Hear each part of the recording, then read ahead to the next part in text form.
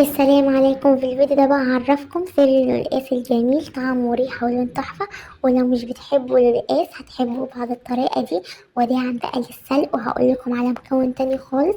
عند المية بتغلي هضيف كده اللحمة، وهنزل بطماطم وبصلاية وورق لورا وحبهان وكبابة صيني، وهنزل كده بربع معلقة من الفلفل الأسود وربع معلقة من السبع بهار. وهسيب عندي كده اللحمة تستوي معايا، ومعايا كده الطماطماية كده هصفيها على الشوربة، بتدي كده طعم جميل جدا للشوربة. وكده أنا عندي اللحمة كده قربت تستوي معايا، هضيف كده نص معلقة من الملح، وهضيف نص ليمونة. والخطوة دي مهمة جدا، لازم تضيفوا نص ليمونة. وهضيف كده عندي القلقاس. أنا القلقاس مش بغسله، بقطعه كويس وبمسحه جدا.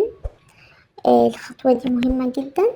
وهسيب كده عندي القلقاس يستوي معايا، هو مش هيكمل 10 دقايق. وهجهز معاكم الرز.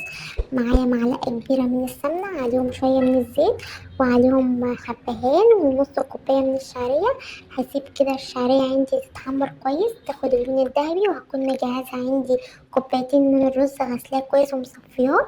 هقلبهم كويس خالص، وهضيف مكعب مرقة وده اختياري.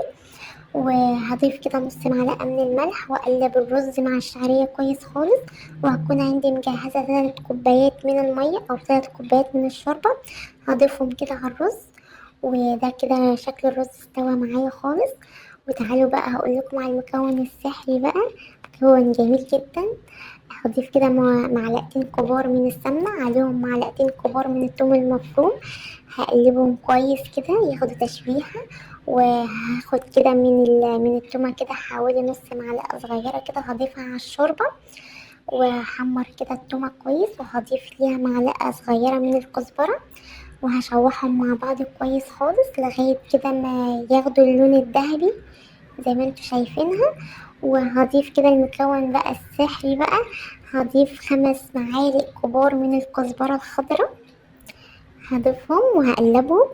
هضيفهم كده هيقعدوا بالظبط 10 ثواني، هعد 10 ثواني وهرفعهم من على النار. هضيفهم على الشوربة زي ما انتوا هتشوفوا كده. ضفتهم على الشوربة، شامين بقى الريحة بقى وطعم ولون تحفة.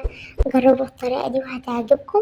ومتنسيش تكتبوا لي رأيكم في الكومنتات، ومتنسيش اللايك والشير. Audio Jungle.